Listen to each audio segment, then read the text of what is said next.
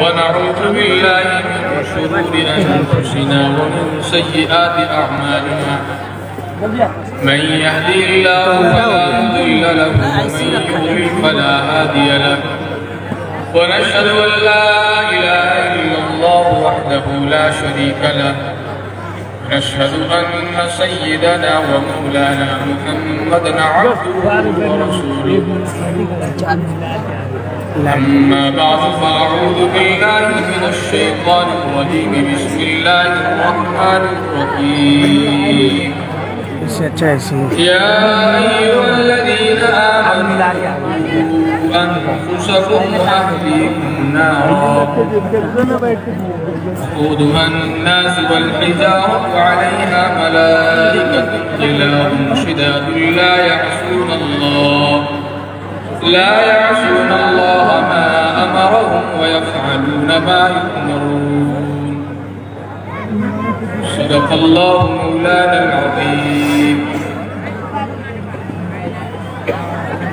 अभी मैं तिफल मकतब हूँ नवाइद हूँ न फरजाना अभी मैं तिफल मकतब हूँ नवाइद हूँ न फरजाना सदाएं दिल में गूंजी हैं सुना दो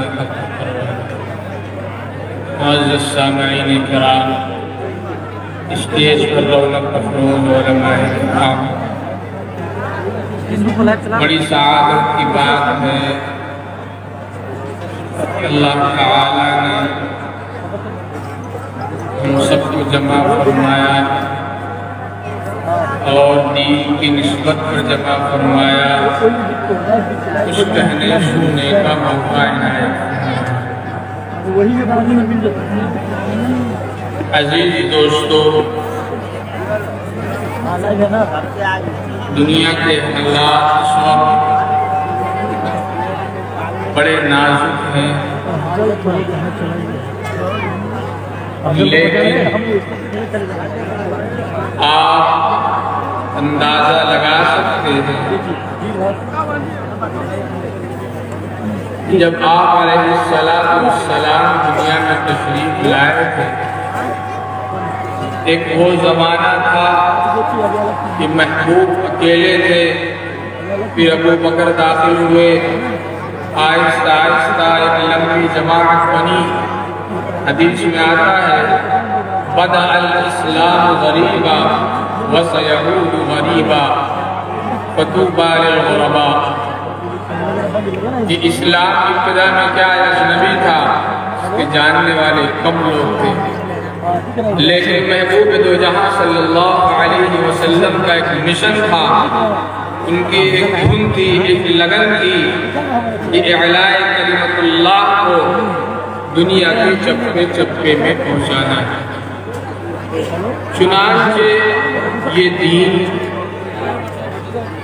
पूरी दुनिया में पहुंच चुका और अल्लाह ताला के महबूब की उम्मत में जो उनके वरसा हैं वो इस दीन को दुनिया के खित्ते खित्ते में पहुंचा रहे हैं।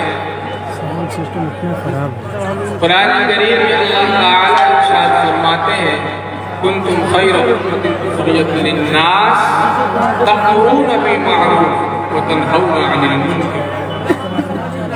हदीस पाक में आता है तलबुल इल्म फरीज़तुन अला कुल्लि मुस्लिम।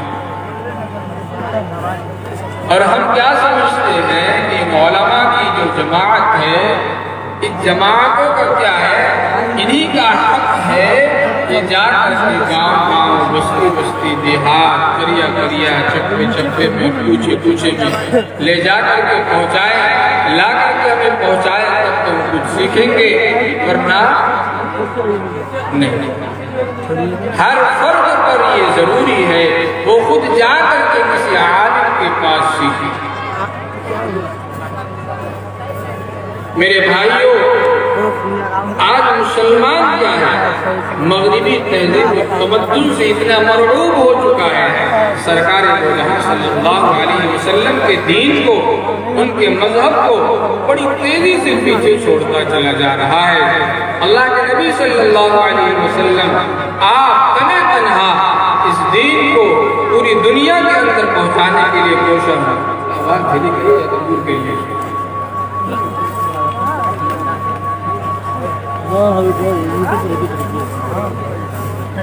लेकिन आज दीन काफी मजबूत हो चुका है।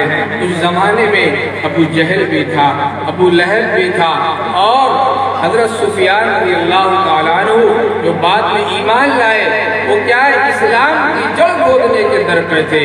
इससे बड़े बड़े जालिम हुक्मरां और जुल्म करने वाले, बड़ी बड़ी ताकतों के मालिक इस्लाम की उन्होंने मिटाने की कोशिश की, लेकिन इस्लाम जो क्या है, अल हक़ यअलू वला युअला, इसके अंदर इतनी ताकत है कि तुम इसको जितना दबाओगे इतना ही उभरता है। और इस जमाने में जो है इस्लाम मजबूत है, लेकिन हम क्या है, इसमें दब चुके हैं। मगरिबी तहजीब और तमद्दुन से क्या है, हम मरऊब हो चुके हैं। हमारा बच्चा क्या है, प्रोफेसर बन जाता है, पायलट बन जाता है, ग्रेजुएशन कर लेता है, लेकिन माँ की जनाजे की नमाज पढ़ाने की क्या है, उसका सलीका उसको नहीं मालूम है, उसमें क्या क्या दुआ पढ़नी है, उसका तरीका सलीका उसे नहीं मालूम। माँ का इंतकाल हो चुका, माँ मग़फ़िरत के लिए तरस रही है, लेकिन बेटे को मग़फ़िरत की दुआ नहीं है। बच्चों की तरबियत अगर हम करेंगे, जब बच्चे तरबियत के साथ बड़े होंगे, तो ये बच्चे भी क्या है, अपनी औलाद की उसी तरीके से तरबियत करने की कोशिश करेंगे। जब हम खुद क्या है, अपनी औलाद की तरबियत नहीं करेंगे, एक तो हम खुद किसी की तरबियत में रहना नहीं चाहते और अपनी औलाद की तरबियत नहीं करते। ये औलाद एक अमानत है, अमानत के तौर पर उसकी तरबियत करनी चाहिए, वरना कल क़यामत के दिन यही औलाद जिनको हम बेनमाजी बना करके, दीन से दूर रख करके, उसको क्या है, अपना दोस्त समझते हैं और उसको अपना मददगार समझते हैं। दुनिया में तो हो सकता है कुछ मदद कर जाए, लेकिन जब वो तालीमात इस्लामिया से आशना नहीं होगा, उसने कुरान की तालीमात नहीं पढ़ी होगी, नबी की सीरत को नहीं पढ़ा होगा, रसूलुल्लाह के मजहब को नहीं समझा होगा, तो मेरे यारों, माँ बाप के हुकूक को नहीं पहचानेगा, बड़ों के अदब को नहीं पहचानेगा, छोटों पर क्या शफ़क़त करनी चाहिए, उसके पास इल्म ही नहीं है, और बुजुर्गों का क्या अदब है, वो अदब जानता ही नहीं है, तो माँ की आज़मत कैसे करेगा, बाप का अदब कैसे करेगा, बड़ों का एहतराम कैसे करेगा, उसको इसका इल्म ही नहीं है।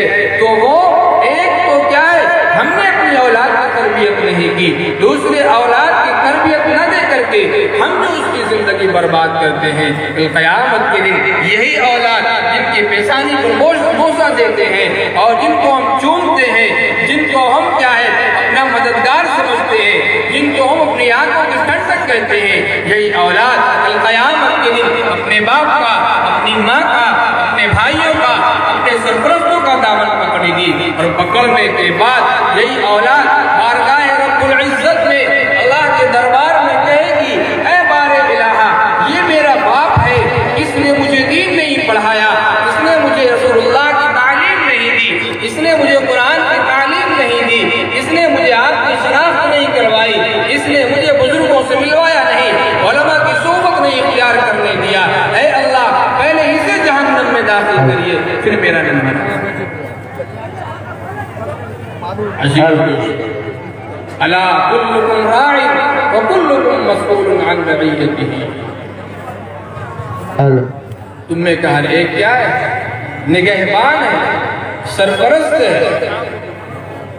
कल क़यामत के दिन जो तुम्हारी महतहती में लोग रहते थे, चाहे वो मदरसे के तलबा हो, चाहे वो घर के अफराद हो, चाहे वो काम करने वाले हो, सबके बारे में तुमसे सवाल किया जाएगा कि तुमने औलाद की तरबियत कैसे की और तुमने मदरसे के बच्चों पर कितना इंसाफ किया, या तुम्हारी तरबियत में जो लोग रहते थे उनको तुमने क्या सिखाया, या तुम्हारे मातहती में कुछ काम करने वाले थे, तुमने उस पर जुल्म किया, उनके हुकूक मारे, या परेशान किया, सारी बातों का हमें जवाब देना पड़ेगा।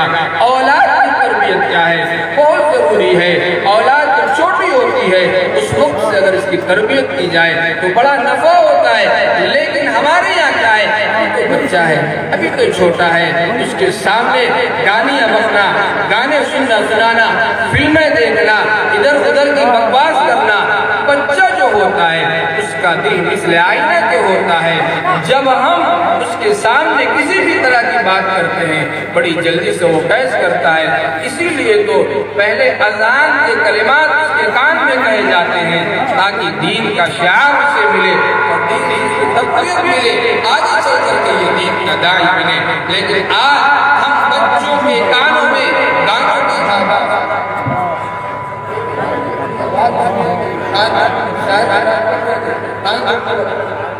इतनी आवाज से क्या फायदा हुआ?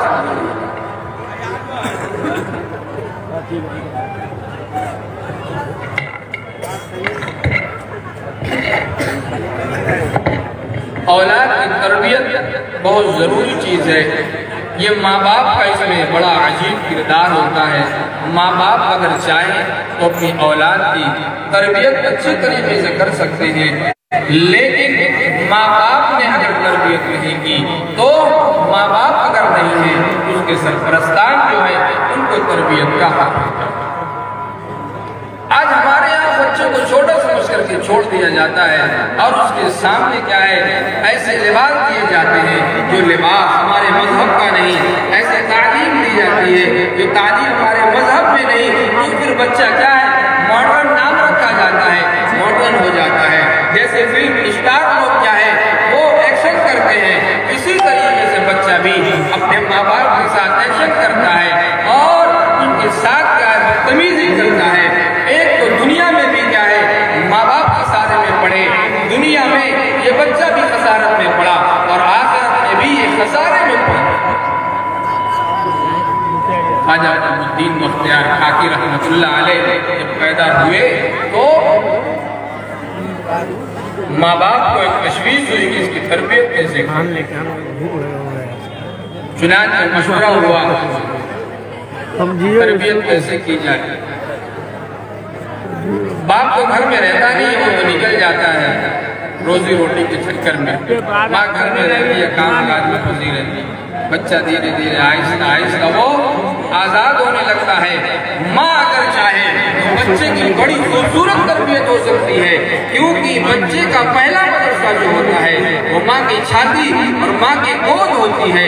वहाँ से जो तरबियत वो हासिल करेगा तो आगे चल करके उसकी क्या है बड़ी अजीब किस्म की उसकी तरबियत हो जाती है, उसका नाम नुमाया होता है, वो दीन का खादिम बन सकता है।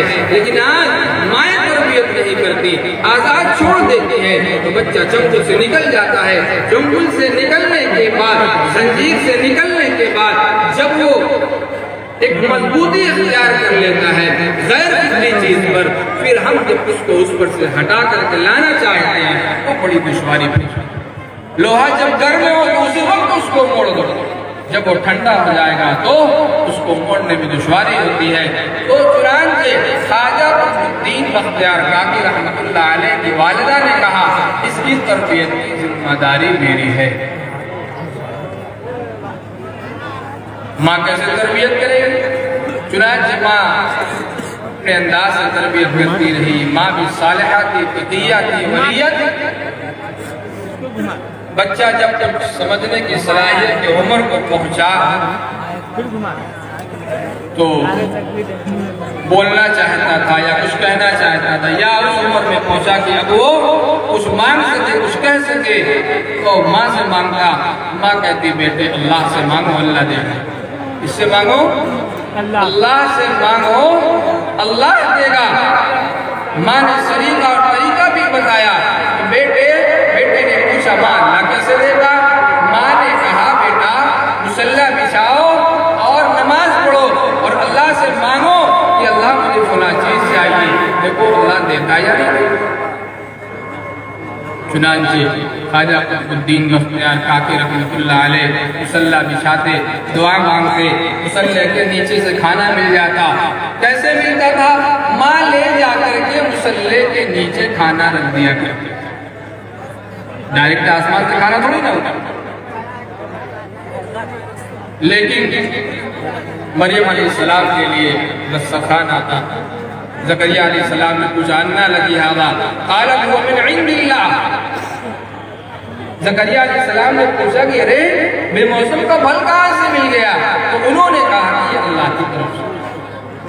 मूसा अलैहिस्सलाम की कौम के पास भी दस्तरखान उतरा करता था, लेकिन हमें जो दुआ मांगने का तरीका सिखाया गया है वो ये है कि डायरेक्ट कोई ऐसी चीज अल्लाह से ना मांगी जाए जो बंदों से मांगी जा सकती है, जैसे खाना है, पानी है, दाना है। लेकिन माँ को तरबियत करनी थी ताकि उसके दिल में ये बात रासिख हो जाए कि मांगा जाता है अल्लाह ही से। अभी ये बच्चा है, जब इसके जहन में अभी से ये बात बैठ जाएगी अल्लाह ही सब कुछ देता है, अल्लाह से मांगना चाहिए, तो बिल्कुल अल्लाह की तरफ ये क्या है रुजू करेगा। चुनांचे जब वो माँ क्या है मुसल्ले के नीचे खाना रख देती थी, जब बच्चा सुबह में जाता मुसल्ला बिछाता, भूख लगती उसको, 2 रकात नमाज पढ़ता, अल्लाह से खाना मांगता, मुसल्ला हटाता, खाना मिल जाता था। एक बार क्या हुआ, ख्वाजा कुतुबुद्दीन बख्तियार काकी रहमतुल्लाह अलैह की माँ अपने किसी रिश्ते में चली गई और खाना रखना भूल गई। अब जब वहां पहुंची बड़ी तशवीश हुई, खाना तो रखना भूल गई। आज मेरा बेटा अगर मुसल्ले के नीचे रोटी नहीं पाएगा अल्लाह के ऊपर से भरोसा उठ जाएगा और उसके दिल में ये बात बैठ जाएगी माँ झूठ बोलती थी, ये खाना माँ ही रखती थी, अल्लाह कौन होता है देने वाला, अल्लाह की जात से उसका भरोसा उठ जाएगा। मुसल्ला माँ ने वही रिश्तेदारी में बिछाया और अल्लाह से गिरिया वजारी की और खूब रोया, ऐ अल्लाह अगर आज मेरा बेटा मुसल्ले के नीचे से रोटी नहीं पाएगा तो आपकी जात से उसका भरोसा उठ जाएगा। ऐ मालिक, ऐ करीम जात, लाज रख लीजिए और अपनी जात से रिश्ता मजबूत कर लीजिए। चुनांचे ये दुआ मांग करके माँ वहां से निकलती है और जल्दी जल्दी रास्ते को सफर को पता करते हुए घर पहुंचती है। देखा कि बेटा आराम से बैठा हुआ। पूछा बेटा खाना खाया? बेटे ने कहा हाँ हमने खाना खा लिया। कहा कहाँ से मिला? कहा वहीं से जहाँ से रोज मिलता था, मैंने मुसल्ला बिछाया, दुआ मांगी, अल्लाह ने मुझे खाना दिया। मेरे दोस्तों तरबियत इसी तरीके से हुई। आप लोग सुभान अल्लाह नहीं कह रहे? शायद लोग बीच में सुभान अल्लाह कहिए, सुभान अल्लाह कहिए, सुभान। मेरा ख्याल है कि 3% लोग समझते होंगे क्या कह रहे हैं, क्या सुन, और उसी में सबसे ज्यादा हो जाता है। कोई बुरी चीज नहीं, पढ़ना चाहिए। और एक तो माइक यहाँ का इतना तेज रहता है कि बस अल्लाह की पनाह। माइक तेज रहने से अगर बात ज्यादा असर करती है तो 40-50 माइक लगा। आवाज इतनी रहे कि कानों तक पहुंच जाए, वरना उलमा ने तो पहले ये माइक नहीं क्या है। मुहद्दिसीन की हजार लोगों की जमात रहती थी, हदीस को पहुंचाने के लिए कोई माइक नहीं रहती। मुकब्बिर की जगह पर लोग रहते थे, तकबीर किया करते थे, लोगों तक पहुंचाया करते थे। आज माइक इतना तेज हो गया कि स्टेज पर बैठने वाला अगर 10-15 प्रोग्राम कर ले तो मरीज नहीं। मैं ये कह रहा था कि माँ बच्चों की कैसे तरबियत करती है। ख्वाजा मोइनुद्दीन चिश्ती अजमेरी रहमतुल्लाह अलैह इस हिंदुस्तान में जब आप आए तो एक लंबी जमात, हजारों हजार की जमात ने आपके हाथ पर तौबा किया और हजारों की जमात ने आपके हाथ पर इस्लाम कबूल किया। जब घर पहुंचे माँ के पास तो बड़े खुश नजर आए। माँ ने कहा बेटा बड़ा खुश नजर आ रहा है, क्या बात है? कहा आज इतनी बड़ी जमात ने तेरे लाल के हाथ पर तौबा किया है और इतनी लंबी जमात ने आज इस्लाम कबूल किया है। माँ ने कहा बेटा वो तेरा कमाल नहीं, ये मेरा कमाल है। तेरा कमाल नहीं, ये मेरा कमाल है। मैंने जब जब तुमको दूध पिलाया है तब तब वजू करके दूध पिलाया है, बगैर वजू तुम्हें कभी मैंने दूध नहीं पिलाया। हम समझते हैं कि वजू करके बयान करना, वजू करके खाना खाना, वजू करके सोना, बावजू रहना, ये सब ऐसे ही है। इसके असरात बहुत अच्छे पड़ते हैं। बच्चा दुनिया में आ गया, आज इससे इसकी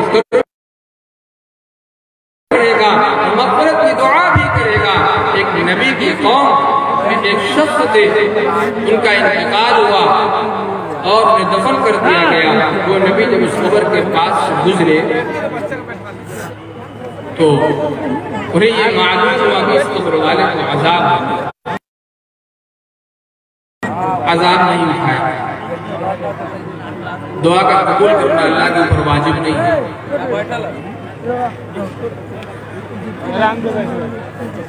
फिर एक लंबे जमाने के बाद जब वहां से गुजरे मालूम हुआ कि अजाब उठा लिया। उन्होंने कहा अल्लाह ताला मैंने दुआ किया था अजाब नहीं उठाया गया, आज क्या वजह हुई? इस बंदे से अजाब रफा कर दिया गया, अजाब उठा लिया गया। अल्लाह ताला ने कहा इसका एक मासूम सा बच्चा हुए जमीन पर बिस्मिल्लाहिर्रहमानिर्रहीम पढ़ा, उसने मुझे रहमान रहीम कहा, मुझे शर्म आई, इसकी औलाद, इसका बेटा, इसका लफ्ज़ जिगर जमीन के ऊपर अल्लाह को रहमान रहीम कह रहा है और जमीन के नीचे वो उसके बाप को आजाद।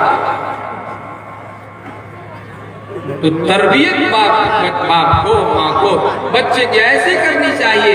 हम जब इसको दीनी तालीम देंगे, ये उलमा मना नहीं करते कि आप अंग्रेजी तालीम में दीजिए, खूब दीजिए, लेकिन मेरे भाइयों, मेरे अजीज दोस्तों, पहले उसको मुसलमान बनाइए, पहले उसको क्या है मजहब बताइए, ये मजहब कैसा है, पहले उसको मजहब की शनाख्त करवाइए, पहले उसको बताइए कि तुम हो कौन, तुम मुसलमान हो। जब वो मुसलमान रहेगा तो दुनिया के किसी भी खित्ते में जाएगा, अपने इस्लाम के परचम को लहराएगा और रसूलुल्लाह का जो मजहब है उस मजहब को लेकर के उस पर अमल करेगा, औरों को उस पर अमल करवाएगा और उस पर क्या है मजबूत हो जाएगा। लेकिन जब उसको हमने अपना दीन नहीं बताया, उसको अपना मजहब नहीं सिखाया, फिर कहीं भी रहे वो पहचानेगा ही नहीं खुद को कि मैं कौन हूँ। कुरान करीम में अल्लाह ताला इरशाद फरमाते हैं या अय्युहल्लज़ीना आमनू क़ू अनफुसकुम व अहलीकुम नारा, ऐ ईमान वालों बचाओ अपने आप को, किससे? जहन्नम की आग से।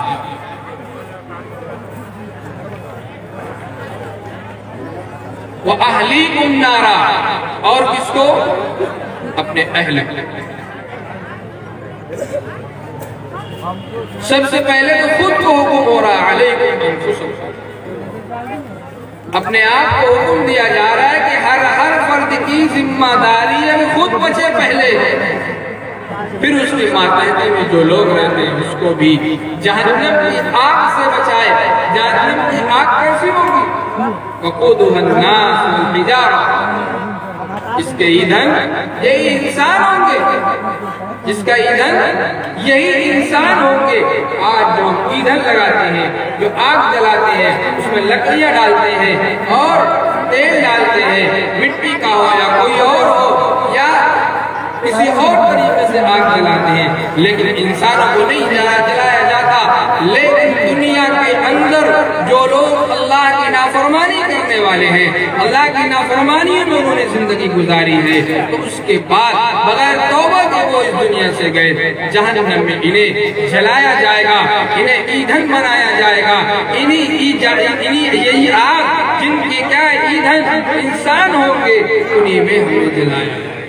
उन्हीं से बचने के लिए अल्लाह ताला इरशाद फरमाते हैं या अय्युहल्लज़ीना आमनू क़ू अनफुसकुम व अहलीकुम, खुद जहन्नम की आग से बचो और दूसरों को भी बचाओ। आज हम कहते हैं कि पूरी दुनिया में काश इस्लाम फैल जाए।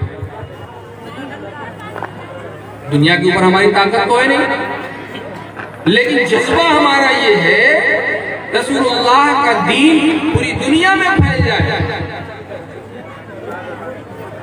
उसकी ताकत हमारे अंदर नहीं।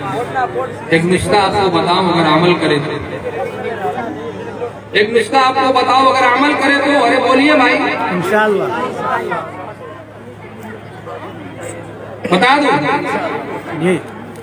आपका अपने जिस्म पर काबू है, अपने जिस्म पर काबू रखते हैं, पेशाब लगता है हो जाता है बजाने में, क़ज़ाए हाजत जाना हो तो पाजामे में डायरेक्ट हो जाता है, खाना खाना होता है तो, कहीं जाना हुआ तो अमल करना पड़ता है ना भाई। इंसान को क्या है, अल्लाह ने अपने जिस्म पर, ये छोटा सा जिस्म है, उस पर पूरी कुदरत दी है। आदमी अपने जिस्म पर हाकिम बन सकता है, बादशाह बन सकता है। अपने ऊपर अगर ये हुकूमत करने लगे, अपने ऊपर इस्लामी हुकूमत अगर ये कायम कर ले तो सबके सब कैसे हैं, सबके सब रास्ते पे, सबके सब रसूलुल्लाह की सुन्नत में चलने लगेंगे। सबके अंदर क्या है, रसूलुल्लाह का दीन आ जाएगा, सबके अंदर इस्लामी तालीमात आ जाएंगी। सोच रहे हैं बड़ी लंबी, जहां तक हमारी हुकूमत है वहां हम हुकूमत नहीं कर पा रहे हैं, आगे क्या हुकूमत कर पाएंगे। अपने घर वालों पर हम हुकूमत कर सकते हैं, हम क्या है अगर ये आयत कर ले, हमारा हर शख्स क्या है अपने अपने घर का हाकिम होगा, अपने अपने घर का बादशाह होगा, वो अपने घर में हुकूमत करेगा, अदल और इंसाफ की अपने घर में रसूलुल्लाह के दीन को क्या है सबको सिखाएगा, कुरान की तालीमात सबको बताएगा, सुन्नत के खिलाफ कोई नहीं चलेगा, कुरानी तालीमात के खिलाफ कोई नहीं चलेगा, तो दीन बहुत जल्दी के साथ जल्दी से क्या है मजबूत हो जाएगा। लेकिन मेरे दोस्तों हम इस पर अमल नहीं कर पाते। सबों ने वादा किया करने का, सबों ने वादा किया करने का। मेरे दोस्तों दीन को मजबूत किया जाए, और अक्लमंद आदमी वही है जो दुनिया को मकबूली समझ करके आखिरत को तरजीह देता है, वह आदमी अक्लमंद कहलाता है। अलबाब में उसका नाम आता है, उसका तस्करा क्या है ज़हीन लोगों में आता है, फकीर लोगों में आता है, समझदारों में आता है कि इसने इस दुनिया को मामूली समझा। इस दुनिया की मंजिलत क्या है, इस दुनिया की कद्र जो है वो मक्खी के पर के बराबर भी नहीं। क्यों? एक मिसाल से आप हज़रात को समझाता हूँ। कोई आदमी यहाँ से सऊदीया कमाने के लिए गया, दुबई कमाने के लिए गया, अगर वो शख्स वहां पर कुछ पूंजी जमा नहीं कर पाया, घर आके क्या मुंह दिखाएगा? मुंह दिखाने के काबिल है? यहाँ से जब वो जाता है कमाने के लिए तो कोशिश करता है हर मिनट हर पल क्या है मैं पैसा कमा लूं और घर जाकर के इतनी बड़ी मंजिल बनाऊंगा, या वहीं से वो पैसे भेजता है घर में क्या है मंजिल बनाने के लिए, गाड़ी खरीदने के लिए, शादी करने के लिए, जमीन खरीदने के लिए और कारोबार बड़ा करने के लिए। लेकिन मेरे दोस्तों हम दुनिया में आए हैं आखिरत को बनाने के लिए, हमारे दिमाग उस तरफ क्यों नहीं?